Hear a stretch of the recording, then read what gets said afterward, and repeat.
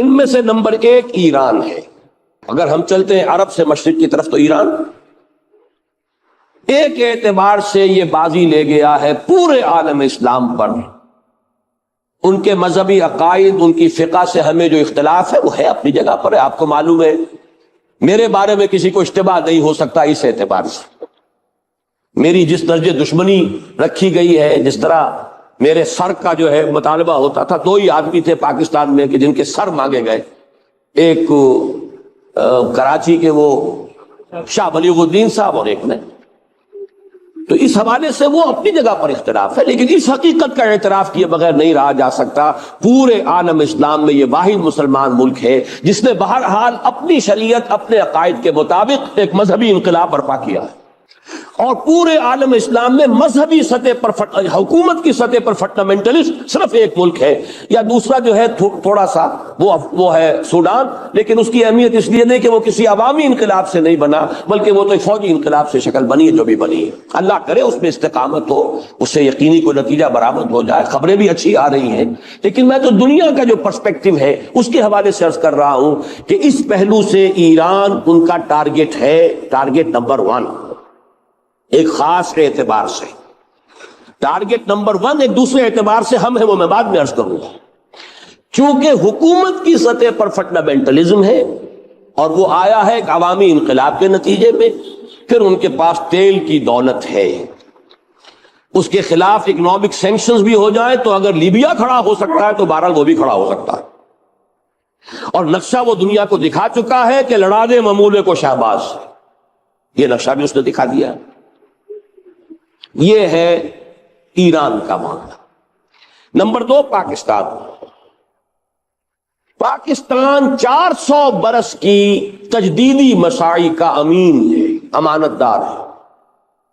پورے ہندوستان میں مجدد الفسانی رحمت اللہ علیہ، شاہ ولی اللہ دہلوی رحمت اللہ علیہ، سید احمد بریلوی رحمت اللہ علیہ، ان کا جہاد، پھر اس 20ویں صدی عیسوی میں یا 14ویں صدی ہجری میں علامہ اقبال جیسا مفکر، مولانا مودودی جیسا مصنف، مولانا الیاس جیسا مبلغ، شیخ الہند جیسا مجاہد حریت، پورے عالم اسلام میں ان کا پیرلل کوئی موجود نہیں۔ یہ 400 سال کی تاریخ ہے، اس کی امانت اور اس کے نتیجے میں یہاں کے مڈل کلاس میں فنڈامنٹلزم کا ایک نیوکلیس ہے، اگرچہ حکومت کی سطح پر کوئی پیش رفت نہیں ہو سکی آج تک، بلکہ اب تو پسپائی ہو رہی ہے، اب پیچھے ہٹ رہے ہیں۔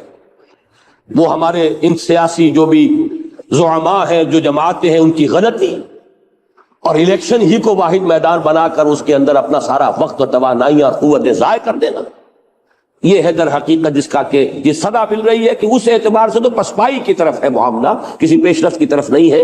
لیکن باہر والے تو دیکھتے ہیں نا کہ اندر کیا کچھ مواد موجود ہے۔ اگر مڈل کلاس میں وہ فنڈامنٹل کا بارود موجود ہے تو کسی بھی وقت اس کے اندر جو ہے وہ کوئی دھماکہ ہو سکتا ہے۔ دوسری بات جو ان کے لیے ایک اعتبار سے ٹارگٹ نمبر 1 ہمیں بنا رہی ہے، وہ ہمارا ایٹمک نو ہاؤ ہے، پورے عالم اسلام میں اور کسی کے پاس نہیں۔ اسلامی بم اگر بنے گا تو یہی بنے گا۔ یہ ہے مختلف اسباب جس کے بنا پر ایران اور پاکستان کو آپ بریکٹ کر لیجئے، یہ اس نیو ورلڈ آرڈر یا آج کی میری گفتگو کے حوالے سے یہودی اور عیسائی گٹھ جوڑ کا جو ٹارگٹ نمبر 1 ہے، ایک اعتبار سے ایران ہے، ایک اعتبار سے پاکستان۔ ان میں سے نمبر 1 ایران ہے۔ اگر ہم چلتے ہیں عرب سے مشرق کی طرف تو ایران ایک اعتبار سے یہ بازی لے گیا ہے پورے عالم اسلام پر۔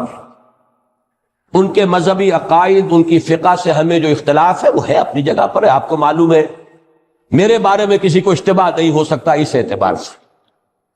میری جس درجے دشمنی رکھی گئی ہے، جس طرح میرے سر کا جو ہے مطالبہ ہوتا تھا، 2 ہی آدمی تھے پاکستان میں کہ جن کے سر مانگے گئے، ایک کراچی کے وہ شاہ بلیغ الدین صاحب اور ایک نے۔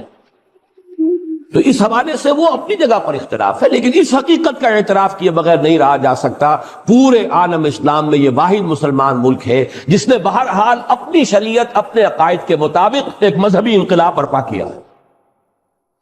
اور پورے عالم اسلام میں مذہبی سطح پر حکومت کی سطح پر فنڈامنٹلسٹ صرف ایک ملک ہے، یا دوسرا جو ہے تھوڑا سا وہ ہے سوڈان، لیکن اس کی اہمیت اس لیے نہیں کہ وہ کسی عوامی انقلاب سے نہیں بنا، بلکہ وہ تو ایک فوجی انقلاب سے شکل بنی ہے جو بھی بنی ہے۔ اللہ کرے اس پہ استقامت ہو، اس سے یقینی کوئی نتیجہ برآمد ہو جائے۔ خبریں بھی اچھی آ رہی ہیں، لیکن میں تو دنیا کا جو پرسپیکٹو ہے اس کے حوالے سے عرض کر رہا ہوں کہ اس پہلو سے ایران ان کا ٹارگٹ ہے، ٹارگٹ نمبر 1 ایک خاص اعتبار سے۔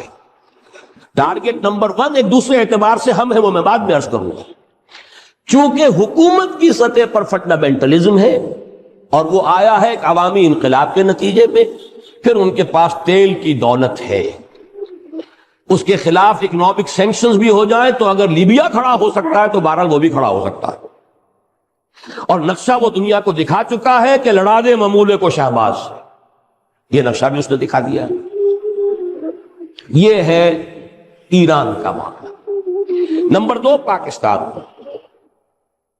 پاکستان 400 برس کی تجدیدی مساعی کا امین ہے، امانت دار ہے۔ پورے ہندوستان میں مجدد الفسانی رحمت اللہ علیہ، شاہ ولی اللہ دہلوی رحمت اللہ علیہ، سید احمد بریلوی رحمت اللہ علیہ، ان کا جہاد، پھر اس 20ویں صدی عیسوی میں یا 14ویں صدی ہجری میں علامہ اقبال جیسا مفکر، مولانا مودودی جیسا مصنف، مولانا الیاس جیسا مبلغ، شیخ الہند جیسا مجاہد حریت، پورے عالم اسلام میں ان کا پیرلل کوئی موجود۔